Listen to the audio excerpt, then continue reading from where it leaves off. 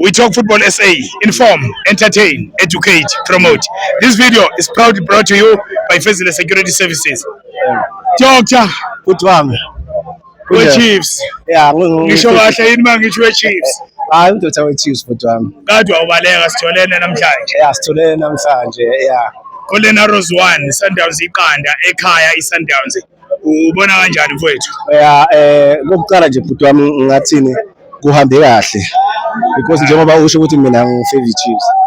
Kuhambe kahle kodwa ke engikubukile kakhulu nje ukuthi igame ayibanga mnandi the way. Yeah, bengilindele ngakhona ukuthi igame ingahle ngaleyo ndlela.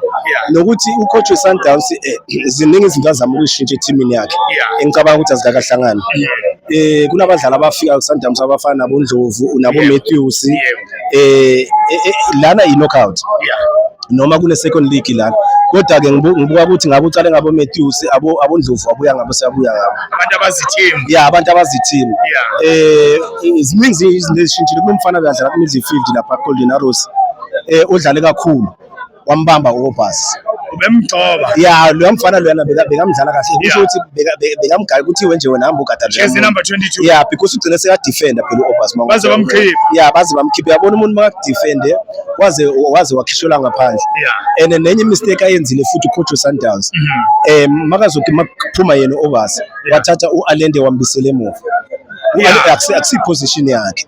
Yebo, akusi position yakhe. And manje wafaka unumber 10. Unumber 10 udlala ama long ball.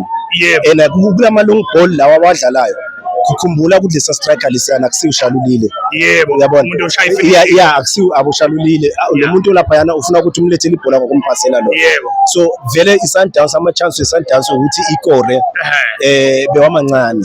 Uyabona nje iSundowns namhlanje ihlulekele number 2 weSundowns udlala ifirst half kuphela kube kuya ngami ucoach ngabe ucale ngoThapelo Mrena. Uyabona uThapelo Mrena ama game Thambile awathola nawabeyana ukulimala. Yebo, lo amfakile ekudala agcina ukudlala nokuthi enye into umdunyela nokuthi sibuka abadlali abanje abomvala ukuthi bakuphi yini. Yeah, yini into yenziwa umvala kuSundowns singasamboni. Yeah, lento le bhuti wami yazi ikhombani ikhomba ukuthi thina ama-fans masithi ucoach akahambi ne kubadlali laba lapha kuleyo team ngaleso sikhathi angicabanga ukuthi bajabula bonke emakhamba ucoach because njalo ucoach makafika eteamini ufika edlala and uRulani ungene emva kwaRulani lo ne. Yeah, uRulani bekazama ukuthi abasebenzise bonke abadlali bakhe and bekakhona ukushintsha igear leSundowns. Uyabona kodwa lokho nakhona manje coach angithi uwrong uwinile Africa uyazama naye ulwa ngendlela yakhe yabona kodwa akafanani nalo muntu akekho ukuthi mhlawumbe indebe leziyadela.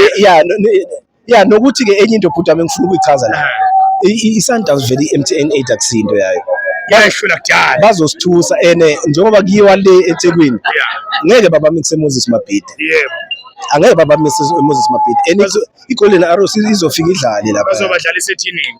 Yabo bazobafaka ethinini uyayibona iRichards Bay manje ingenzani ayifuna ukudlala eMoses Mabhida to construction jaja bangimisa lapha ngoba sports ground bawabonile lama team amakhulu so iSundowns ubuya kwayo lapha yana vele sengozini nokuthi kunomdlali lapha kuSundowns ongidlalela kamnandi uKhoza odlala emva ngiyacabanga ukuthi ibafana lapha yana kumele sibheke okukhulu kulamdlalo loya.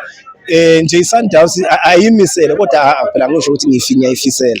Uyabo kodwa ucoach wayo nje uwenzile amaphutha nalapho kodwa siyacabanga ukuthi egameni ezayo ngoba ama supporters wakhona afuna ukuthi bawine angithi kodwa nje ayilaba bamnyama MTN 8 abavimbeki phela noma bangaya nayo iSundowns vele kuzoba nzima for iSundowns ukuyiwina ngoba iPirates inayo indlela yokudla iSundowns. iPirates ifast and ufast iPirates biyayisebenzela Johannes angeke bayivimbe.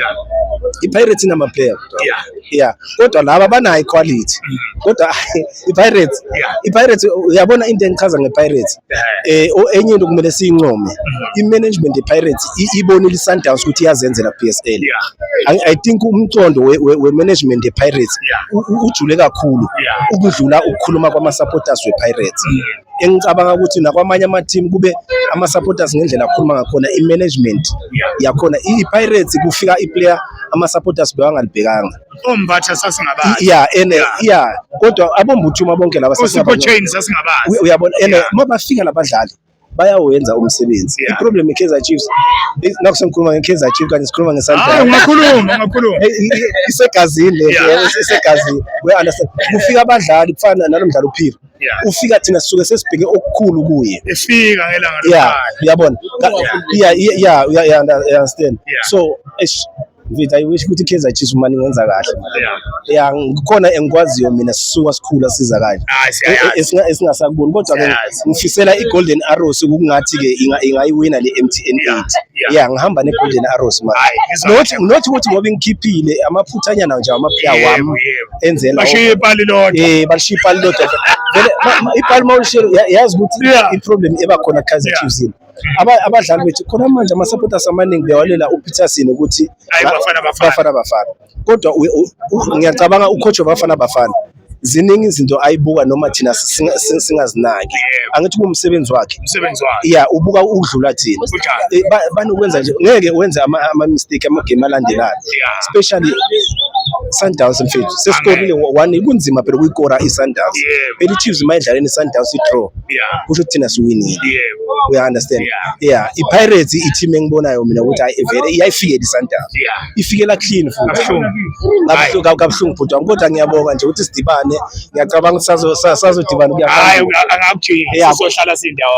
Hayi badliwe labantu. Siyabonga.